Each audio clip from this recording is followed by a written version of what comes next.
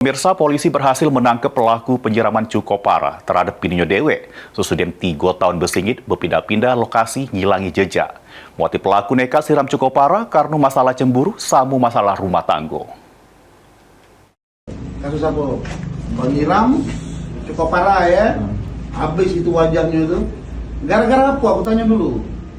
Muhammad Arifin tak berkutik pas ditangkap anggota Direktorat Reserse PPA dan PPO Polda Sumsel di tempatnya pesingit di kawasan Keramasan Palembang.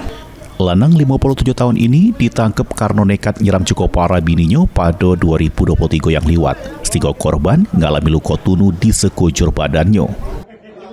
Sesudah menyiram cukup parah, pelaku sempat bersingit ke Lampung sebelum akhirnya berpindah-pindah lokasi untuk ngilangi jejak. Meski polisi sempat kesusahan menangkapnya, pelaku akhirnya diciduk sesudah 3 tahun jadi buronan. Dari pemeriksaan polisi, motif pelaku sampai nyiram cukup parah karena masalah rumah tangga, disertai cemburu buta yang nuduh bininya selingkuh. Sakit hati. Ya, masalah sakit hati, ada masalah asmara, kemudian juga ada permasalahan rumah tangga terkait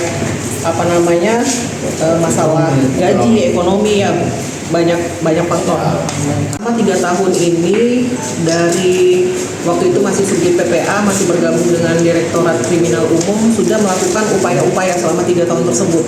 Kemarin juga ada gabungan juga dengan unit Jatangras, kemudian kami juga melakukan pengecekan nomor handphone. Ini berpindah-pindah, pelaku ini berpindah-pindah, kemudian nomor handphonenya tidak terdeteksi. Nah, ini yang menjadi penghambat kami juga selama DPO selama 3 tahun ini. Untuk tanggung jawab perbuatannya, pelaku harus ngeringkuk di balik jeruji sel tahanan Polda Sumsel. Mulyadi, PAL TV.